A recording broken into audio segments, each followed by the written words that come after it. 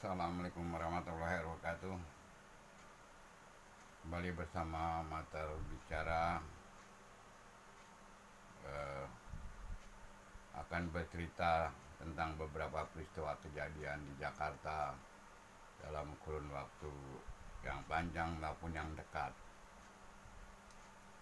Kali ini saya akan bercerita terkait dengan eh, perhelatan pilkada di Jakarta pada masa lalu.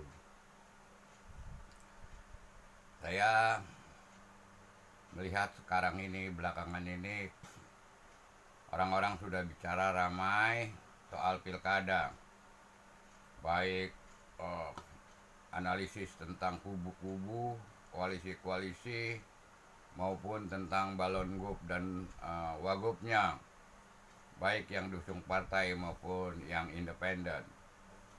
Beberapa tempat tongkrongan, warung kopi, tukang bubur, atau di sekitaran pos-pos keamanan ini masih mulai dibicarakan. Semua menjadi pengamat dan ada yang juga ingin menjadi praktisi, baik sebagai kebanggaan maupun mencari uang sesaat. Saya teringat pada peristiwa pilkada Jakarta beberapa saat yang lalu, dan ini adalah tragedi ironis yang saya alami, dan juga saya melihat ada kebodohan pemahaman tentang politik dan demokrasi, maupun pengangkangan, kesombongan tentang nilai-nilai keagamaan. Istilah saya, takfiri pun pada saat itu merajalela. Sekitaran 2 minggu sebelum final pemilihan tahap 2, saya yang baru turun dari stasiun Tanah Abang ingin ke Masjid Al-Hidayah di Rumah Susun KS Tubun di belakang Museum Tekstil. Tentu saja saya harus memutar, menelusuri trotoar, naik jembatan, lewati kali, dan baru balik ke arah masjid. Di tengah jalan saya ditepok dan di raih pundak saya seseorang teman lama mengatakan,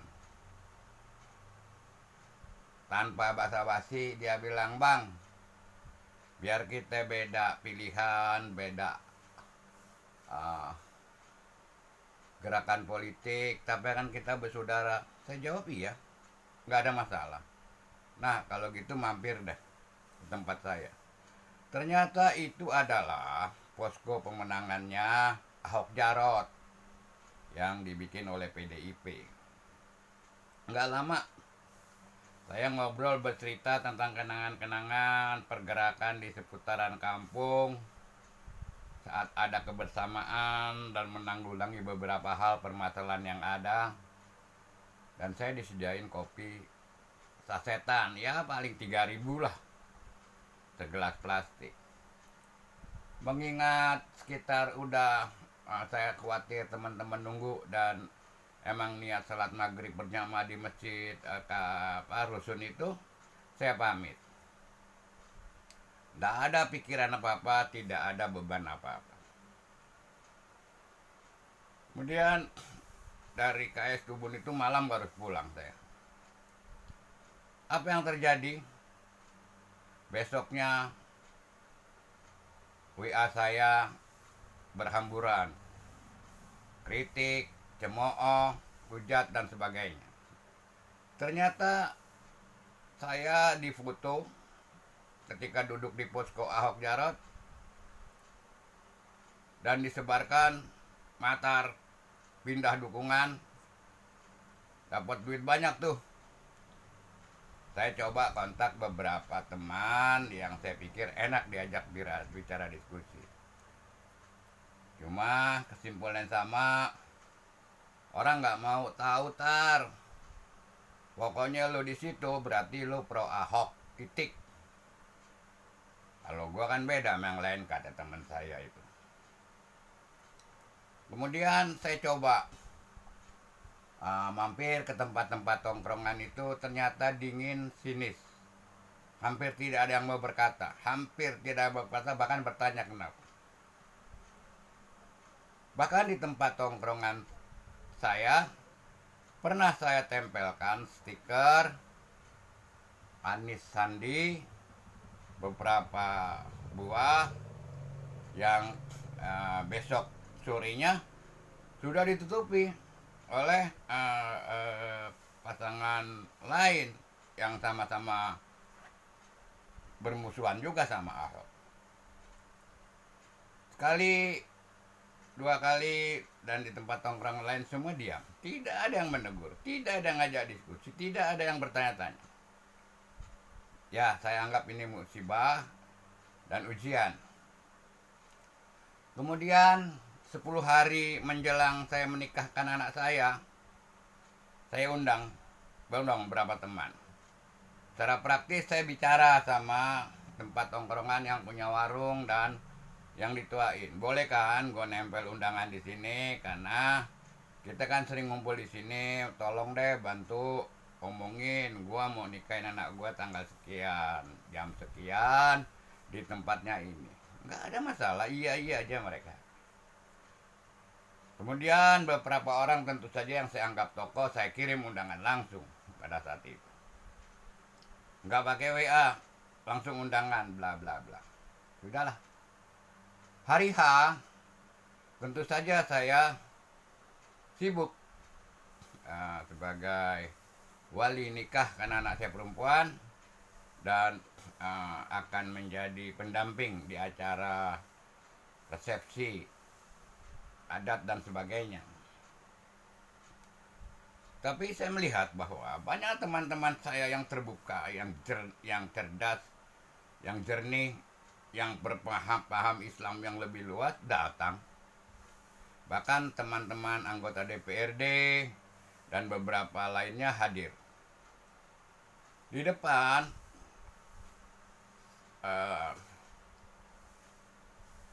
Anies Baswedan kasih karangan bunga. Sandiaga Uno juga di sampingnya. Kemudian ada dari DPD RI, dari DPR RI, dari BPK, tak lupa yang paling gede dari Ma'iyah, keluarga besar Ma'iyah. Dan beberapa teman yang lain yang tentu saja nggak tahu problema dan tragedi yang saya alami. Dari Tanah Abang hadir 2 orang dari sekian banyak undangan yang saya berikan. Saya tentu saja harus melayani, harus bercengkrama, silaturahmi dengan banyak teman-teman lainnya. Cuma ada satu mengatakan, "Tar, ya ente maklum deh, peristiwa kemarin masih belum hilang. Ada undangan yang dibuang, dirobek, dan semua bercerita Matar ngawinin anaknya dapat duit dari Ahok tuh." Saya senyum dan cuma istighfar dan istighfar. Betapa jumutnya mereka, betapa bodohnya mereka, betapa kebencian mereka sampai ubun-ubun, sampai hati yang terdalam. Tidak ada cross check. Saya ceritakan sama teman-teman itu apa yang terjadi. Saya aktif di pos relawan khusus alumni HMI untuk Anies Sandi. Saya titip atau saya tempel-tempel stiker, nggak masalah. Saya terjerembab, terpleset hanya karena duduk beberapa menit di posko Ahok. Mereka enteng aja berkesimpulan, Matar pindah dan dapat duit. Ini berbahaya dalam sikap politik memahami demokrasi kita. Ini juga berbahaya dari penguasaan nilai-nilai agama yang mudah memfitnah, mudah ngambil kesimpulan dan menghujat. Jelas-jelas saya sejak awal saya adalah tim relawan dari Anies Sandi. Kemudian saya bilang, saya ajak teman saya tuh, mana mungkin Anies dan Sandi ngasih karangan bunga. Saya ini aktivis, kencing sembarangan aja ketahuan. Dan kenapa? Pasti beredar. Kenapa nggak dipercaya? Dan kenapa teman-teman lain di sini tak percaya? Wallahu bisawab. Akhirnya saya beranggapan bahwa saya sudah tidak bisa lagi berteman dalam konteks politik, gerakan-gerakan politik dengan orang-orang dungu yang ilmu politiknya, ilmu demokrasinya, ilmu sosial kemasyarakatannya, dan ilmu agamanya rendah dan salah. Itulah yang terjadi, dan maka dari itu selain usia sudah tua, saya trauma. Ikut-ikutan sekarang ini dengan pilkada agar ketentraman jiwa saya, ketenangan hati saya lebih baik tidak ikutan. Tragedi ini memang pada semua orang saya sudah maafkan tapi tidak bisa melupakan. Berkebetulan saya punya rekaman video anak saya yang jurnalis selama sebulan ikuti Anies Sandi saat pilkada. Video tentang anak saya yang jurnalis itu pamit dan mohon restu pada Anies Baswedan. Saya sebarkan saja pada semua teman-teman yang membenci, yang menghina, menghujat, tapi nggak laku. Termasuk foto-foto karangan bunga.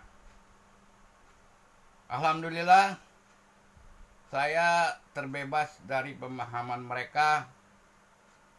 Kalau mengundang, kita minta angpau. Kalau mengundang, dapat duit. Tidak perlu.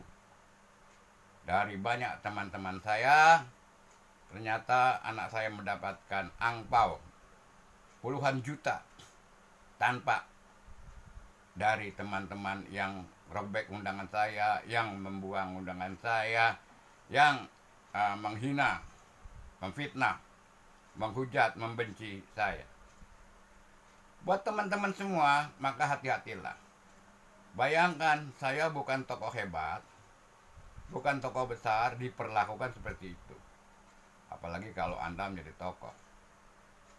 Jaga diri Anda, jangan sampai terpeleset. Bagi saya ini adalah trauma. Saya tidak mau ikutan pilkadaan. Saya lebih suka bikin konten YouTube ini dan fokus pada menjaga, melestarikan sejarah peradaban, kebudayaan, adat, tradisi, khususnya tradisi lisan. Cerita trauma ini ingin saya lupakan, tapi nggak pernah bisa. Ya alhamdulillah, sekarang anak menantu saya tuh sudah memberikan 2 cucu yang sudah sekolah. Cukup lama soalnya kan. Semoga Allah Subhanahu wa Ta'ala memberikan hidayah pada mereka, memberikan maaf, ampunannya, karena saya sudah maafkan walau tidak bisa melupakan. Trauma pilkada ini jangan sampai terjadi pada teman-teman lain. Terima kasih. Semoga ada hikmah dan ambil yang terbaik, jauhkan yang terjelek. Terima kasih. Assalamualaikum. Jangan lupa like and subscribe.